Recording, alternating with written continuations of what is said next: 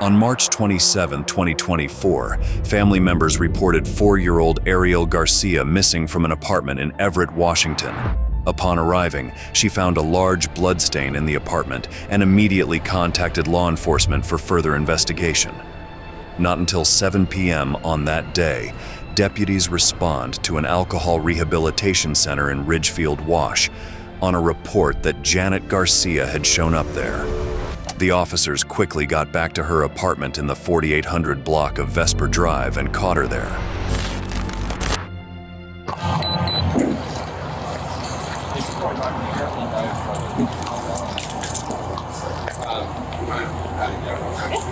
How you doing? Yeah. You okay? Yeah, sure. Nothing on you? No. Okay. You guys give us some privacy. Hey, so. Nothing in your bra. No. Okay. Thank you. Yeah. Thank you. Can I just, you can make, you don't need to reach in, I'll just. Thank you. Do you know why we're here? Are you okay if I open the zipper? Why? Why are you guys here? What's going on today? Can I open the zipper? Yeah. Just checking it. Thank you. I just want to make sure before. What's going on today? Okay. Law enforcement quickly located Janet Garcia at a rehab facility in Ridgefield, Washington, where she had recently checked herself in. When questioned by police, she gave conflicting accounts of what happened to Ariel, including a claim that she had given him up for adoption. And sounds like the cops have been talking to you already. Yeah. So I You got some blood drops on your shoes. yeah. Okay.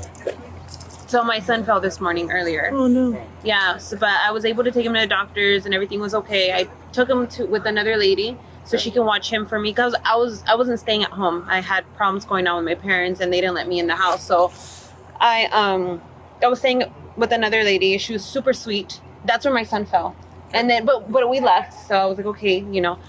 So I went to another lady's house, and I told her if she could watch him for me. I wanted to come get, I wanted to fully recover. I'm an alcoholic, so I was like, if you can watch him for me for 12 months, that'd be amazing because I'm not talking to my mom. And According to her narration, Janet only used the word lady to describe her friend, who was later described as knowing for a long time. This once again raised the suspicion that she was lying. Well, we want to make sure that he's safe and know where he is. Who's the friend that you left it with? I left him with another lady. I don't have her information. Oh, well, that's not going to cut it. We got to figure out where he's at. Where can you, tell me the location where somebody could go and check on him and make sure he's okay? In SeaTac area. Okay. Seattle. More specific? I don't have an address. Nothing. The officers immediately took this answer of hers as a lie, because what kind of person left her child with another lady without any address? Okay. But you've known her for a long time? So how did you reach out to her? So I reached out to her because I needed help. How did you reach out to her? I found her number on my old Facebook, but I no longer have a Facebook anymore. Okay. Sure. So how do we find... I don't know. Can you describe to me how you got there from Providence? So I just drove from there to Seattle, and then that's it. You drove from Providence to Seattle. So you drove him from the first house you were at to her house? Or the doctor first? Mm-hmm. What doctor did you take him to? Swedish, and that's it. Swedish where? Or I think it's Providence, actually. Providence in Everett. In Everett? Providence? Okay. You understand we just need to make sure that he's okay, and then... Yeah. We can just do that, and then we can leave you be, Yeah. From this moment, Janet was just beating around the bush with everything she felt that made sense to this story, and didn't notice that her story was not connected at all. To House? yes. Okay.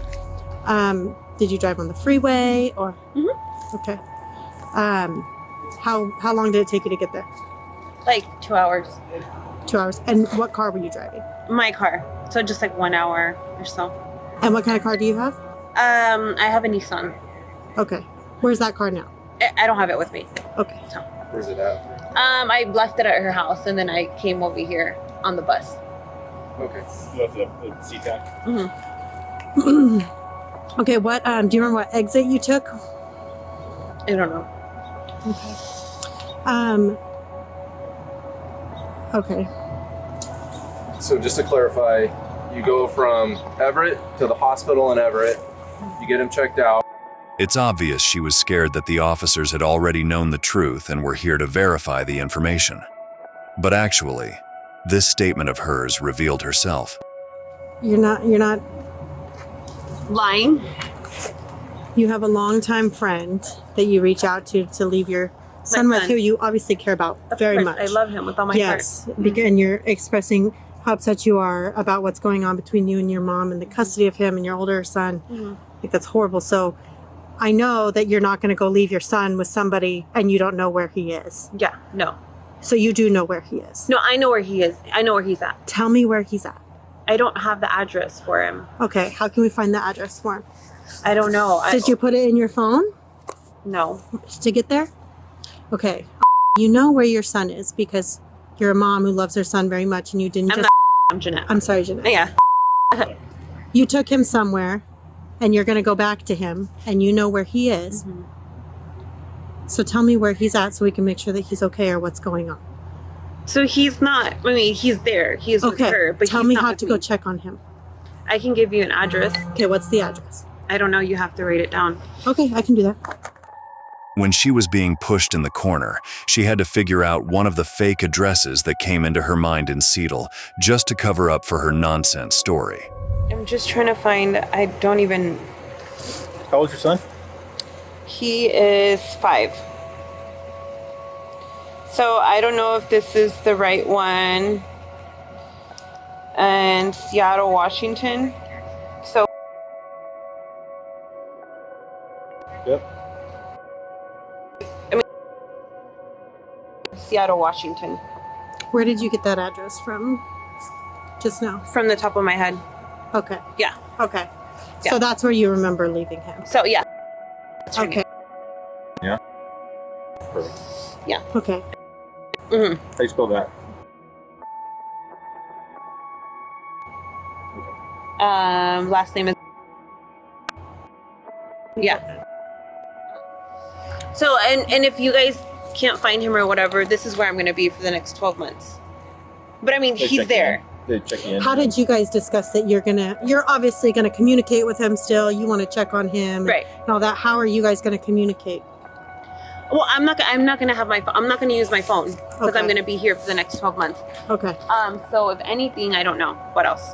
Okay. That's it. You didn't discuss that with before you left? Yes, I discussed with her. I'm going to be here for 12 months. And then Jeanette reveals more about her personal struggles, including her battle with alcoholism and a history of drug use. She describes her efforts to get clean, admitting she turned to alcohol after overcoming her drug addiction.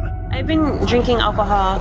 Or if you don't mind telling me, you don't Yeah, have it's to tell me. okay. It's not I've been my here. business, This is like my third. Okay, I've been here like this is like my third year here. okay. So I did 11 months in recovery because I was never like an alcoholic. I was more like of a drug user. So the only drug I ever used was meth. Yeah. And I used it for roughly like 4 to 5 years. Okay. I came to finally get clean on and off, Yeah, right? sure. I tried it one time and then years passed and then I do it again and then Right. years passed. Sure. So I'm here now. I did a full year of recovery, 11 months. And then I did my second year, like coming back and like, doing the group and stuff like that. So 2 years. This is my third year clean. I started drinking a lot because I was like, okay, I'm not a drinker. I'm like, I was a drug You use user. drugs, so Right. alcohol's okay. So Yeah. alcohol's fine. I'm like, it's a socialized thing Sure. that everybody does. I'm Yeah. going to go out. I'm going to have dinner. I'm going to do this. Well, I drink to the point where I can drink a whole bottle of just like liquor. So I'm like, That's now I'm an too- alcoholic. Gotcha. The officers ask more about her son's injury. Jeanette describes how he fell from a bed and hit his head, but her account lacks detail, and she can't remember key aspects like which side of his head was injured. His injury was pretty bad. Yeah, was there quite a bit of blood and stuff? What did he do? He jumped from the bed that we were sleeping on to the ground, and then he just got blood on his head, and so I had him take him to the doctor, and so he's doing good. Okay. Okay. What did he hit it on? Just on the ground. Okay. How did it start bleeding? It's just started bleeding. Can you show me like what side of his head? Do you remember what side of his head it was? I don't remember exactly what side of the head it was, but The officers continue to press for details, asking about the hospital visit. Jeanette claims she checked in but left before her son was seen. Her inability to recall specific details about the hospital raises more red flags. We were only there for a little bit.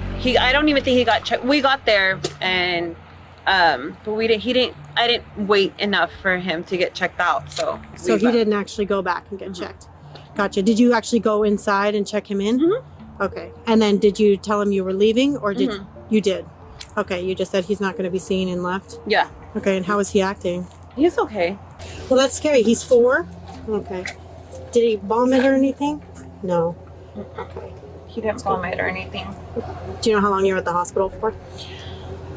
I was only there for a little bit of time. Again, I didn't want to wait, so I was like, let's go. Mm-hmm. Can you describe to me what that Providence looks like? Do you know what road it's on, or what is, did you park in the emergency room parking lot, or? I don't remember. I don't know. Or was there a parking garage or anything? I don't remember at the top of my head. You said it took you 2 hours to get from Providence to your friend's house. Mm-hmm. And you left for there about 10 this morning? Yeah. Okay. Do you think he needed stitches or anything? No, he's fine. Okay, you didn't remember where his injury was? Is it front, side, back? Do you remember? It's the side. It was the side. Definitely one of the sides that you recall? The front, yeah. Okay, front. You're kind of pointing above the eyebrow? Okay. Okay. Do you remember when you walked in? Like, can you describe to me when you walked in what it looked like? Just the hospital. Just the hospital. Okay. But can you describe, like, when you walk in the door, where was the check-in? In the front, I walked in, as soon as I walked in, the front desk was checked in right there, and they just... The officers made one final attempt to locate the child. They asked Janet for the friend's contact information again. She provides a name and partial phone number, but is unsure if it would be of any help, as she doubts the friend will answer.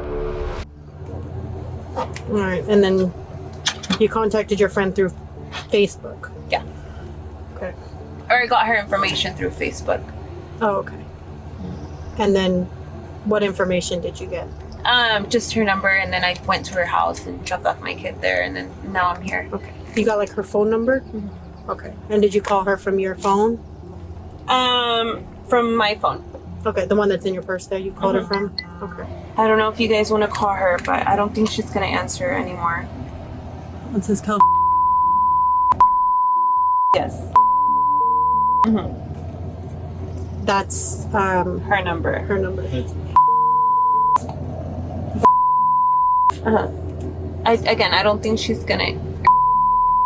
I don't think she's going to answer. How come? What makes you think that? Because I don't know if she's still going to be there. Did you send her any text messages? No. Okay. Knowing that all of what she just said was all made up, the officers made further investigations after questioning and found the body of Ariel Garcia along I-5 in Pierce County, near Joint Base Lewis-McChord, with up to 41 stabbings on his body. Janet was arrested in Clark County, where prosecutors said she fled after killing her son and dumping his body at the location the police found him. The blood on her clothes and shoes was not from the falling of Gracia. Janet's drug use and violent behavior, including first-degree murder and assault of a child, had raised anger in the community. Her bail was initially set at $5 million, then later reduced to $3 million. But her family remained silent after appearing at the court of her charge.